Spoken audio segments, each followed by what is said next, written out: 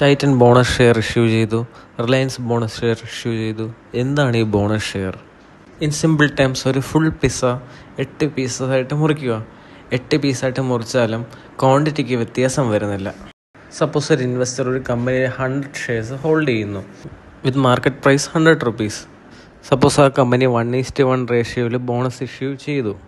For every 1 share ഒരു share extra കിട്ടുവാണ്. 100 shares held ചെയ്യുകയാണെങ്കിൽ 200 shares ആവും. ഞാൻ മുന്നേ പിസ്സയുടെ കാര്യം പറഞ്ഞ പോലെ 8 പീസസായിട്ട് മുറിച്ചാലും ക്വാണ്ടിറ്റിക്ക് വ്യത്യാസം വരുന്നില്ല. അതുപോലെ മാർക്കറ്റ് പ്രൈസ് 100-ൽ നിന്ന് 50-ലോട്ടായി. ബോണസ് ഇഷ്യൂ ചെയ്യുന്നതിന് മുമ്പ് ടോട്ടൽ ക്യാപിറ്റൽ 100 × 100 10,000 റുപ്പീസ് ആയിരുന്നു.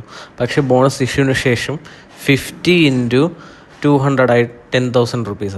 എന്തുകൊണ്ടാണ് കമ്പനീസ് ബോണസ് ഇഷ്യൂ ചെയ്യുന്നത്? മെയിൻലി ഡിവിഡൻഡ് പേ ഔട്ട് ചെയ്യുമ്പോൾ കമ്പനി പ്രോഫിറ്റ്സിൽ നിന്നായിരിക്കും ഡിവിഡൻഡ് പേ ഔട്ട് ചെയ്യുന്നത്. ബോണസ് ഇഷ്യൂ ചെയ്യുമ്പോൾ പ്രോഫിറ്റിൽ നിന്ന് ഡിവിഡൻഡ് കൊടുക്കാതെ തന്നെ ബോണസ് ഇഷ്യൂ നൽകി ഇൻവെസ്റ്റേഴ്സിന് കൂടുതലായി ഷെയർസ് കൊടുക്കുന്നു. ബോണസ് ഇഷ്യൂ ചെയ്യുന്നത് കാരണം കമ്പനിക്ക് കൂടുതലായിട്ട് ക്യാഷ് റിസർവ് ഉണ്ടാവുന്നു, കൂടുതലായിട്ട് ലിക്വിഡിറ്റി ഉണ്ടാവുന്നു, കമ്പനിയുടെ ഫൈനാൻഷ്യൽ സ്ട്രെങ്ത് ആൻഡ് സ്റ്റെബിലിറ്റി നൽകുന്നു.